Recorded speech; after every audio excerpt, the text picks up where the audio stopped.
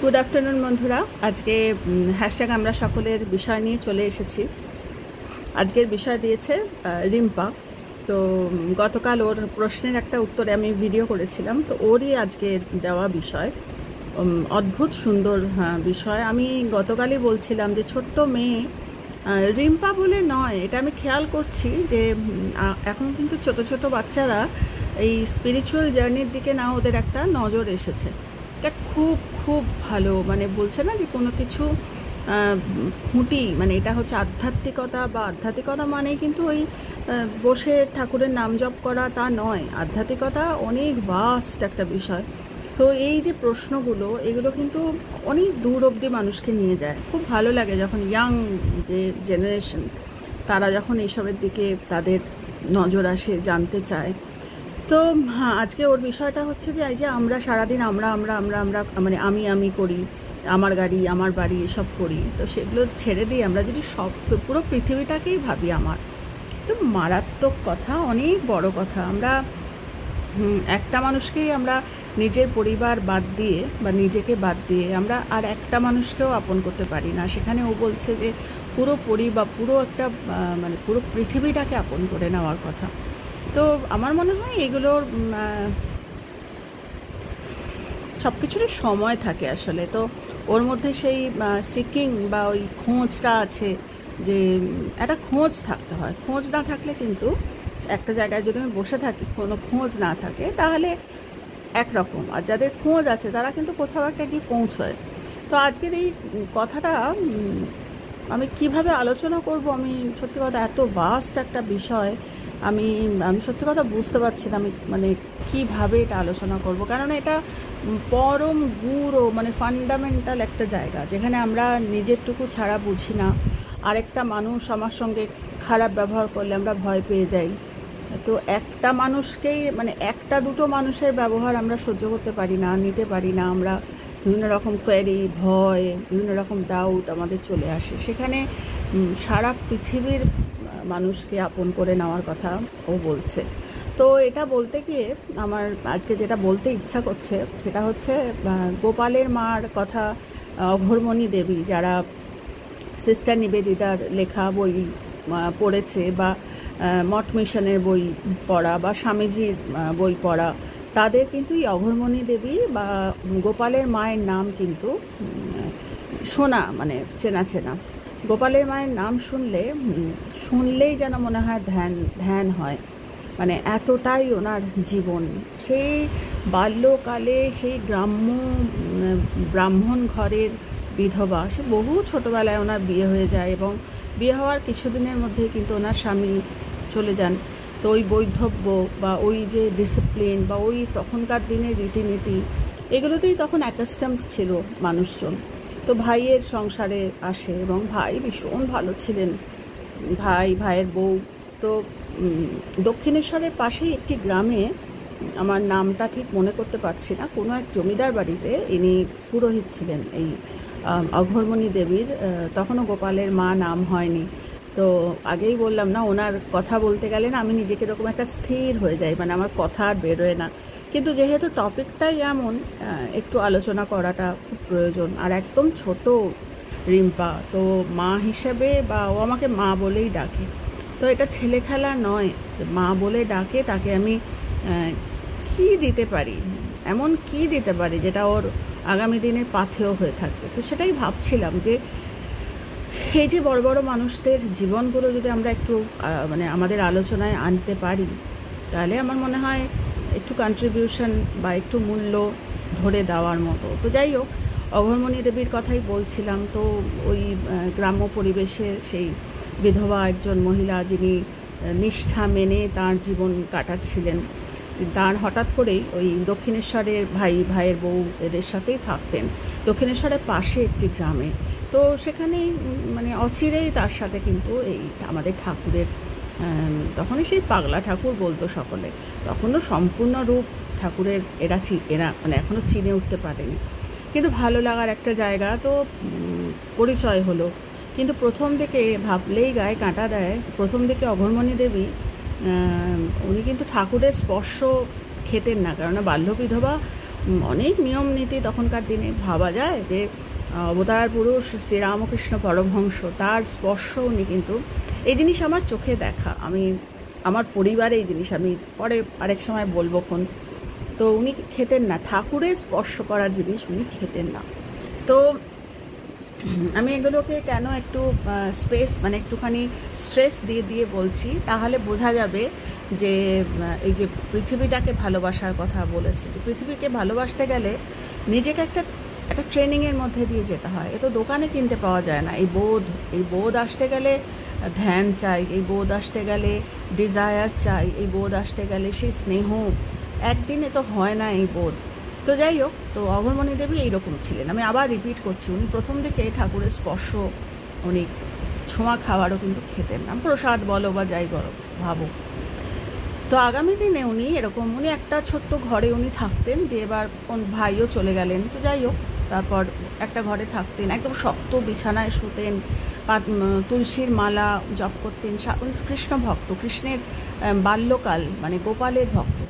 তো সে 2টোর সময় ঘুম থেকে উঠতেন, বোঝো তখনকার দিনে গাঁ পাড়া গা, তো তখন আলো টালো ছিল না, সন্ধ্যে আমি আমার বোধে আমি বলছি সন্ধ্যেই হয়তো শুয়ে পড়তেন, বা রাত 2টো, ভোরও হতো না, সেই সময় উনি উঠে পড়তেন। উঠে আচমন বা যা যা করণীয় সব করে উনি কিন্তু ওই মালা জপ করতেন একদম ভোর 7টা-8টা অবধি। তারপরে সামান্য কিছু গরিব বিধবা উনি হাতের কাছে যা পেতেন সেই দিয়ে গোপালকে প্রসাদ একটু বানাতেন, দিয়ে এবার তারপরে ওই প্রসাদই হয়তো একটু খেতেন, খেয়ে আবার শুয়ে থাকতেন। আবার সন্ধেবেলা হতে না হতেই আবার কিন্তু উনি জপ ধ্যানে বসতেন। সারাদিন এইভাবেই ওনার কাটত। তো এইরকম মানে ওনার জীবন ছিল। তো একদিন এরকম দক্ষিণেশ্বরে আবার গেছেন, দিয়ে এবার ঠাকুর গেলেই না, আমাদের ঠাকুর ভীষণ হেংলু ছিল তো আমাদের ঠাকুর, সেগুলো প্রত্যেকটারই কারণ আছে। এক একজনের কাছে আমাদের ঠাকুর এক এক রকম, আমাদের স্বামীজির কাছে একরকম, গোপালের মার কাছে মানে অঘোরমণি দেবীর কাছে আরেক রকম।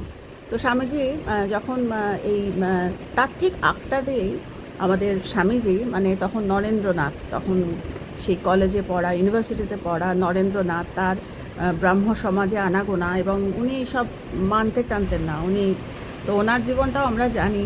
উনি কিন্তু বলতেন যে এই যে ঠাকুর এটা ওটা দেখেন বলেন, উনি বলতেন ওনার ভিজুয়ালাইজ করেন, ওনার এইগুলো কি জানি কথাটা মনে করতে পারছি না, উনি হ্যালুসিনেট করেন, মানে ঠাকুরের কথা বলতেন। পরবর্তীকালে তো উনি বুঝেছিলেন যে কি হ্যালুসিনেট করে। তো যাই হোক, আবার অঘোরমণি দেবীর জীবনে আসি। তো দিয়ে এবার এই সময়টাই অঘোরমণি দেবীরও এন্ট্রি হলো দক্ষিণেশ্বরে।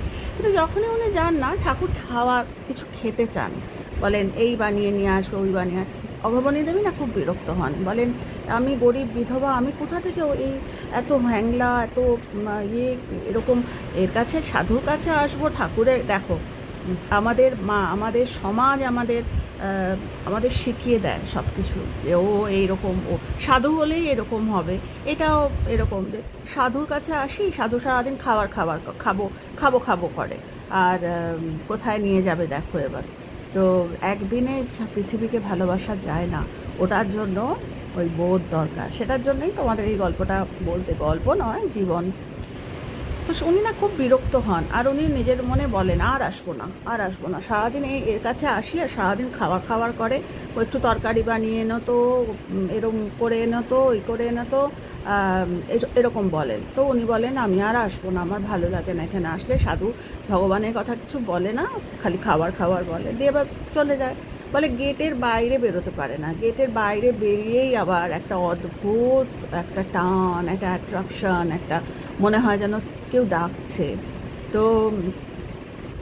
তো এই হচ্ছে। তো যাই হোক, এবার উনি বাড়ি চলে গেছেন, দিয়ে এবার বেশ কিছুদিন পর একদিনের কথা, দিয়ে এবার উনি গোপালের ভক্ত। তো সারাদিন উনি 24 ঘন্টা তাঁর স্মরণে মননেই থাকেন, জপ ধ্যান করেন, তাকেই খাওয়াচ্ছেন, গোপালের ছোট্ট রূপ। তো একদিন এরকম দেখছেন, উনি জপ ধ্যান করতে করতে দেখছেন বাম পাশে মানে বাঁ দিকে উনি ঠাকুর বসা, আমাদের ঠাকুরের চেহারা। উনি পাশে তাকিয়ে দেখছেন, একদম জ্যান্ত, মানে একদম নড়ছে চড়ছে, হাতটা যেই দিয়েছে অদৃশ্য হয়ে গেল। কিন্তু যে অদৃশ্য হয়ে গেল, ওনার শরীর থেকে ছোট্ট গোপাল বেরিয়ে এলো। গোপাল বেরিয়ে এসে একদম কয়েক সেকেন্ডের ঘটনা, মানে গোপাল ওই শরীরটা আর দেখতে পাচ্ছে না, দেখছে গোপাল বেরিয়ে এলো, যে গোপালকে উনি ওনার ইষ্ট যে গোপাল বেরিয়ে এলো। গোপাল অঘোরবনী দেবীর গলা জড়িয়ে ধরলো, মা খেতে দে, মা খেতে দে। মা উঠলো, মা বলছে, ভাবছে যে কী খেতে দেবো, আমার কাছে তো বাসি সব মিষ্টি, তখন সে আগেকার মিষ্টির দোকানে পুরনো মিষ্টি যেগুলো বিক্রি টিক্রি হতো না সেগুলো কিনে টিনে আনতো, কোথায় পয়সা পাবে ওই দিয়েই। তো এই গোপাল তো আর নামে না, মা খেতে দে, মা খেতে দে, মা শুতে দে। তো মা তো গোপালের মা ওই করে, গলা জড়িয়ে ধরে শুলো, মা আমার শক্ত মাথায় লাগে, আরেকটা বালিশ দে। মা অঘোরবনী দেবী দেখছেন, মানে খুব সায়েন্টিফিক যারা, তারা বলবে যে হ্যালুসিনেট করছেন। তো স্বামীজি যেরকম ঠাকুরের কথা বলেছিলেন, তো মা বালিশ দে, মা আরেকটা বালিশ দে। তো এইরকম যখন ওনার চলছে কন্ডিশন, সেই অবস্থায় উনি ঠিক করেন, উনি তো ঠাকুরকে দেখলেন, ঠাকুরের শরীর থেকে উনি দেখলেন গোপাল বেরিয়ে এসে ওর অঘোরবনী দেবীর একেবারে সেই গলা ছাড়ে না, কোল ছাড়ে না, আঁচল ছাড়ে না, এরকম বেশ কদিন এভাবে চললো। তারপরে রওনা, বেশি দূর ছিল না, অঘোরবনী দেবীর বাড়ি থেকে 2-3 কিলোমিটার দূর ছিল দক্ষিণেশ্বর। গিয়ে ওখানে হাজির, ঠাকুর হাসছেন, ঠাকুর তো সব জানেন, অন্তর্যামী। তো এই যে আমি কথা বলতে পারছি, এও কিন্তু তার নির্দেশেই, নাহলে গোপালের মার কথা আমি তো 3 বছর ধরে ভিডিও করছি, আমি তো গোপালের মার কথা কোনো দিনও বলিনি। আজকে রিম্পার টপিকটাই এরকম যে ঠাকুর বোধহয় নির্দেশ দিলেন যে বল গোপালের মার কথা। তো 4টিখানি কথা, আমার মতো সাধারণ মানুষ আমি ওনার কথা আলোচনা করব, বলতে পারবো, এটা ঈশ্বরের কৃপা ছাড়া। আর রিম্পাকে ধন্যবাদ যে তুই এই ধরনের টপিক দিচ্ছিস, আর ভর করে সমস্ত কথাগুলো ভিতর থেকে বেরিয়ে আসছে মানব কল্যাণের জন্য। এই এক একটা জীবন আমরা জানতে পারলে আমাদের অনেক দরজা খুলে যাবে। তো যাই হোক, দক্ষিণেশ্বরে দৌড়েছেন, ঠাকুর তো দেখে হাসছেন, ঠাকুর তো সব জানেন। তখন ঠাকুর এবার অঘোরবনী দেবী হয়ে গেলেন গোপালের মা। এরপর থেকেই ঠাকুর গোপালের মা করতেন। তো এই গোপালকে দেখছে, গোপাল গিয়ে নিজের কোল থেকে গিয়ে ঠাকুরের ইয়েতে মিলিয়ে গেল। এইবার তো আর বিরক্ত হয় না, গোপাল খেতে চাইলে বিরক্ত হয় না, আমার নিজের ছেলে খেতে চাইলে আমি বিরক্ত হই না। যখন একটা সাধু খেতে চাইছে বারবার, তখন তুমি বিরক্ত হয়েছো, দিয়েছে আচ্ছা করে, তো দে এবার। এই তোর ছেলে আর বাইরের ছেলে কেউ আলাদা না, সব এক। সত্যি আমার গায়ে কাঁটা দিচ্ছে, আমরা আলাদা করি, আমার পরিবার, আমার বাচ্চা। আমি যখন আমার বাচ্চার কথাও ভাববো, আরেকটা বাচ্চার কথাও ভাববো, তখন হলো সেটা একটা গোটা পৃথিবী। মানে আমাকে আমেরিকায় যেতে হচ্ছে না, আমি যখন আমার বাচ্চা ছেড়ে আরেকটা বাচ্চার কথা ভাবছি, সেইটা হচ্ছে পৃথিবীর এক্সপ্যানশন। ছোট্ট পৃথিবী থেকে একটু পৃথিবীটা বড় হচ্ছে। তো গোপালের মা সবসময় বিরক্ত হতেন না যে এই সাধু সারাদিন ঠাকুর করে, সারাদিন খাবার করে, ঠাকুরের কথা বলে না, আর আসবো না। তো এবার নিজের ছেলে যখন খাবার করি, তখন তো বিরক্ত হওনি। এইবারে গোপাল তো কোল থেকে বেরিয়ে গিয়ে ঠাকুরের ইয়েতে মিশে গেল। এইবারে উনি বুঝলেন, দেখো আরও কি করে বড় হবে পৃথিবীটা, তোমাদের বলার চেষ্টা করছি। তো এবার তো গোপালের মা হয়ে গেল, অঘোরবনী দেবী হয়ে গেলেন গোপালের মা। আর তো যখনই যা রান্না করেন, আর তো বিরক্তও হয় না, কেননা সে তো বুঝে গেছে আমার গোপাল ঠাকুরের মধ্যে, আর কারোর মধ্যে বোঝেনি। কিন্তু এবার দেখো কোট আনকোট, তখনও কিন্তু ট্রেনিং দেখো কিরম মানুষের জীবনে। গোপালের মা এখন দক্ষিণেশ্বরে আসে, এটা ওটা বানিয়ে যা যখন পারে, গরিব বিধবা মানুষ আসে। একদিনের কথা, সেদিন স্বামীজি এসছেন, আর গোপালের মা একটা সাইডে বসে আছে, বাসি মিষ্টি দোকানের। তো আগে হলে একই অঘোরবনী দেবী আগে হলেই ভাবতেন এই দামি দামি সমস্ত জিনিস, তখন বড় বড় সমস্ত মানুষ ঠাকুরের কাছে আসতেন, শ্রীরামকৃষ্ণ পরমহংসদেবের কাছে আসতেন কথা শুনতে। তো উনি ভাবতেন যে এই বাসি মিষ্টি দেবো, আঁচলের তলায় লুকিয়ে রাখতেন। এখন আর লুকায় না, কেননা গোপাল নিজের ছেলেকে যা কিছুই দিতে পারে, এখন তো সেই বোধ এসছে। তো আমার গোপাল আর ঠাকুর এক। তো স্বামীজিকে একদিন জিজ্ঞাসা করছে যে জানো তো আমার এরকম অভিজ্ঞতা হয়েছে, তো তুমি তো অনেক বিদ্বান, তুমি তো আজকালকার দিনের বাচ্চা। তার আগের কথাই, স্বামীজিরও তখন ট্রেনিং চলছে, তার আগেই কিন্তু স্বামীজি বলেছে ও হ্যালুসিনেট করে। ঠাকুরকে তো বিশ্বাস করতেন না প্রথম দিকে স্বামীজি, তো তার সেই স্টেজটা পেরিয়ে গেছে, সে এখন আরেকটা স্টেজে। গোপালের মা এখন ওটা দিয়ে যাচ্ছে, অঘোরবনী দেবী দিয়ে আবার স্বামীজিকে জিজ্ঞেস করছে তুমি তো বিদ্বান, কলেজে পড়া, আমি তো পড়াশোনা জানি না, আমার এরকম ঘটনা হয়েছে, তোমার কি? তখন স্বামীজি হেসে বলছেন, তখন এক খাতে মানে বুঝতে শুরু করেছেন এরা যে সর্বভূতে ভগবান, সর্বভূতে তোমার গুরু, সর্বভূতে ভালোবাসা, সর্বভূতে জ্ঞান, সর্বভূতে সমস্ত কিছু যা আমার মধ্যে আছে তা আমার পারিপার্শ্বিক সমস্ত, এই পৃথিবী বড় হতে শুরু করলো।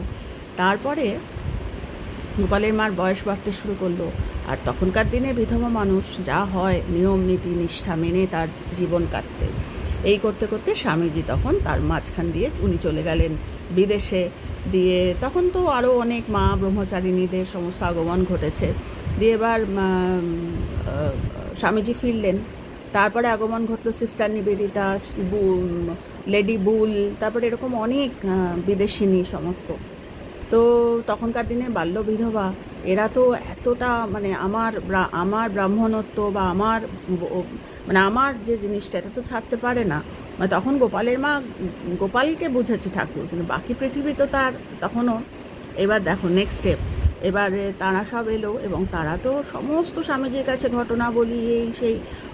নিবেদিতা তখন সিস্টার নিবেদিতা তখন অলরেডি মঠের কাজ এটা সেটা করা শুরু করে, নিবেদিতাও তখন সিস্টার নিবেদিতা তখন মারাত্মকভাবে অ্যাক্টিভ। দিয়ে এবার গোপালের মাকে ভীষণ ভালোবাসতেন। গোপালের মা অসুস্থ হলেন, সিস্টার নিবেদিতা বললেন আমি দায়িত্ব নেব। গোপালের মা কিন্তু চোখ খুলে একবার, আমার না বলতেও গায়ে কাটা দিচ্ছে, একবার বাধা দিল না। যে তখনকার দিনে খ্রিস্ট ধর্মাবলম্বী বিদেশিনী নারী, আমরা জানি তখন বিদেশিদের হাতে ম্লেচ্ছ বলা হতো, কিন্তু গোপালের মা দেখো পৃথিবীটা কীরকম বড় হলো, উনি কিন্তু একবারও বাধা দিলেন না। উনি সিস্টার নিবেদিতার বাড়িতে গেলেন। সিস্টার নিবেদিতা কিন্তু জীবনের শেষ ভাগটা এই গোপালের মাকে, আমি আমার ঠাকুমার কথা বলছি, আমার দিদিমা অতটা ছিলেন না। আমার ঠাকুমা খুব মানে কি বলবো মারাত্মক কট্টর, কত বছর আগের এই ঘটনা গোপালের মার, আর কত পরের ঘটনা। এবার ফারাক করে নেওয়া যাবে, শুধু একই তো মানুষ, একই বৈধব্য, তাহলে ফারাকটা কিসের? ফারাকটা হচ্ছে ট্রেনিংয়ের। পৃথিবী বড় যদি করতে হয় তাহলে ওই ট্রেনিং দরকার। আমার ঠাকুমা ব্রাহ্মণঘরের বিধবা, তখনকার দিনে জমিদার বাড়ির ওই ডিসিপ্লিন ওইভাবে মানে বলে বোঝাতে পারবো না। প্রত্যেকটা খাবারে ঠাকুমাকে আমি তখন বড় হয়ে গেছি, মাধ্যমিক দেব সেই সময় আমার ঠাকুমা চলে যান। ঠাকুমাকে দেখতাম তুলসী পাতা ফ্রেশ, মানে একদম কাটা ছেঁড়া হবে না, ওই তুলসী পাতা বেছে প্রত্যেকটা মানে খাবারে দিতে হতো। মানে প্রসাদ যা ভগবানকে নিবেদন করতেন ওইটাই খেতেন, ওর বাইরে কিছু তুলসী পাতা দেওয়া এইভাবে।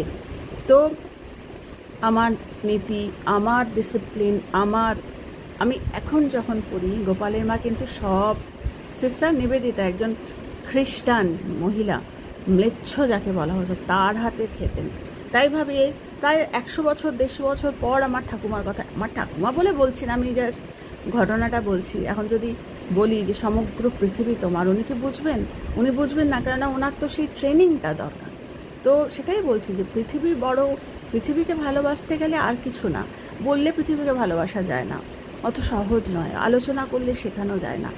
একমাত্র যদি ট্রেনিং, আর ট্রেনিং কোথায় পাবো আমরা? একমাত্র ট্রেনিং এই সমস্ত বড় বড় মানুষের জীবন পড়াশোনা করা, তবে আমরা বুঝতে পারবো যে ফারাকটা কোথায়। তো এই গোপালের মা কিন্তু মানে অঘরমণি দেবী, সেই বাল্য বিধবা, সেই ম্লেচ্ছ ছোঁবে, ওরে বাবা ঠাকুরের ছোঁয়া খেতেন না, সেই সিস্টার নিবেদিতা কিন্তু ওনাকে শেষ বয়সটা উনি দেখেছেন। তো এই ছিল অঘরমণি দেবীর, মানে আমরা যদি অঘরমণি দেবী বা এই গোপালের মার জীবনটা পড়ি না, তাহলে আমরা দেখতে পারবো যে কিভাবে ওনার জীবনটা এক্সপ্যান্ড করে গিয়েছিল। এবং এই জীবনগুলো সবগুলোই কিন্তু ওনারা জীবন যাপন করে গেছেন আমাদের শেখানোর জন্য যে সব কিছু পরে, আগে তো মানুষ। তো সেটাই বলছি যে সব কিছুই না টেকনিক্যাল হয়ে যায়, মানে আমরা যখন বলবো যে নিজেরটা ছেড়ে পরকে ভালোবাসো, এগুলো সব টেকনিক্যাল, অত সহজে পরকে ভালোবাসা যায় না। আমি আমার খুব কম কাছের মানুষকে বলতে শুনেছি যে নাতনি আমাকে ভালোবাসে, যে নাতনি আমার সঙ্গে থাকে, যে নাতনি আমার কথা শুনে চলে, বা যে নাতনি আমার সঙ্গে সঙ্গে আমি তাকে ভালোবাসি, অন্য নাতনিরা আমাকে চেনেও না, আর আমি তাদের ভালোবাসি না। কিসের ট্রেনিং, আর কিছু না, ট্রেনিং। তো সেই ট্রেনিংটা আমরা কি করে পাবো? এখন আমরা যদি বলি না আমরা এইসব মানুষের গল্প শুনে কি করব, আজকের বাচ্চারা যদি বলে এইসব গল্প, গোপালের মার গল্প শুনে কি করব, এইটা হবে। গোপালের মার গল্প শুনে আমাদের চোখটা খুলে যাবে যে এক্সপ্যানশন কাকে বলে, ট্রেনিং। আমার মেয়েকে যেমন আমি গল্পগুলো করি, গল্পের মতো, গল্পের জন্য না, এই কথাগুলোর জন্য, যে কিভাবে আমি ইচ্ছা করলেই সবাই, আমি তো আমারটা নিয়ে ব্যস্ত, আমি আমার ধারণা, আমার নলেজ, সেটা ঠাকুর কিভাবে ভাঙলেন, ঠাকুর কিভাবে ভেঙে দিলেন, এবং এমনভাবেই চলে গেল যে ওনার জন্য তখন আর কোনো বার, কিছু ডিফারেন্সিয়েশন কিছুই ছিল না ওনার কাছে তখন। নিবেদিতা পরবর্তীকালে উনি বলেছেন, গোপালের মা বা অঘোরমণি দেবী, যে আমি তো সর্বভূতে তাকে দেখি। মানে এই যে স্বামীজি তো ঠাকুরের একদম, মানে কি বলবো, সেটা গোপালের মা জানতেন। এই ভাঙতে ভাঙতে এমন হলো যে এরা তো সব ঠাকুরের ভালোবাসার, তার মানে কি পুরো জগৎটাই তো তার। তো এই ধীরে ধীরে এক্সপ্যান্ড, নিজের ভিতরকার ওই আমাদের পুরনো সেই সংস্কার, সবটা কুসংস্কার না, কিছুটা ভালো সংস্কারও, কিন্তু সেই ভালো সংস্কারটাও আমাদের কিন্তু সবসময় আমাদের বেড়াটাকে ভাঙতে দেয় না। বেড়াটা একমাত্র ভাঙে হচ্ছে নলেজ বা জ্ঞান বা বড় বড় মানুষের। আমরা যদি এখন দেখি অঘোরমণি দেবীর জীবন, খুব কম মানুষ আছে অঘোরমণি দেবীর জীবন পড়তে চাইবে, যে ওই 100 বছর 150 বছর আগের একজন বিধবা মহিলা, ওনার জীবন পড়ে আমার কি হবে। এই হবে যে কি করে উনি ঠাকুরের সংস্পর্শে এসে, ওই জন্য বলছে সৎসঙ্গে স্বর্গবাস, বলতেই বলে যে সৎ মানে কোন পথটা আমাদের ওই দিকে নিয়ে যাবে, ওই ট্রেন না হলে সবটা টেকনিক্যাল হয়ে যায়। আমার বাচ্চাকে যদি আমি বলি শুধু নিজের ভাবিস না পথ, সে 2 দিন শুনবে, 3 দিনের দিনই বলবে ও তো আমার সাথে ঝগড়া করে, ওকে আমি কী করে, কেননা সে তো শিখবেই না যে তার মধ্যেও যে ঠাকুর আছে, তার মধ্যেও আমার ইষ্ট আছে, বা তার মধ্যেও পজিটিভিটি আছে, বা তার মধ্যেও ডিভিনিটি আছে, বা তার মধ্যেও এক্স্যাক্টলি আমার মধ্যে যা আছে তার এটা শিখবে না। না, তো সেটা মা বাবাকে শিখতে হয়, তবে মা বাবাকে দেখে বাচ্চারা শেখে। তো আজকে এইটুকুই বললাম। বিরাট একটা টপিক রিম্পা তুই দিয়েছিস, খুবই সুন্দর টপিক। তো আমি জানি না আমি কতটা জাস্টিফাই করতে পারলাম, তবে হ্যাঁ, আমি একটা অদ্ভুত ঘোরের মধ্যে আজকে শেয়ার করলাম, কেননা ওই যখনই শেয়ার করছি তখনই কিন্তু ওনার চেহারাটা আমার স্পষ্ট, মানে একদম মনে হচ্ছে যেন একদম স্পষ্ট। তো একটা ছবি আমি আজকে ইয়েতে দিয়ে দেবো। তো এই হচ্ছে ব্যাপার। খুব ভালো থেকো তোমরা সকলে, কজে থেকো। একমাত্র সম্ভব যদি আমরা কজে থাকি, একমাত্র সম্ভব। ট্রেনিং এমনি ট্রেনিং হয় না, যদি আমরা কজে থাকতে থাকি তাহলে ইউনিভার্স থেকে এই ট্রেনিং বা একটা বই বা একটা ভালো ভিডিও বা একটা ভালো মানুষ বা একটা ভিতর থেকে একটা জানবার ইচ্ছে, যে কই আগে এই ধরনের ভিডিও তো দেখতে ইচ্ছা করতো না, এখন তো দেখতে ইচ্ছা করে, এই সমস্তগুলো মিস্টিক্যাল ওয়েতে আসতে থাকে। সেটার জন্য আমাদের নিত্যদিন কজে থাকতে হয়। ভালো চিন্তা, মানুষের সম্বন্ধে জাজ করা না, এগুলো একদম পেটি, মানে যারা মানুষকে ডিস্টার্ব করে বা মানুষকে কথা শোনায় বা এগুলো, মানে বলছি তো, মানে কজের থেকে শত হাত দূরে। তো ওই জন্যই ঠাকুর হয়তো বলেছেন যে সঙ্গটাও চিনে নেওয়া দরকার। তো যাই হোক, এই নোটেই শেষ করলাম। খুব ভালো থেকো তোমরা সকলে, আর সবাই আনন্দ থেকো, আর যে যেখানে আছো কজে থাকো।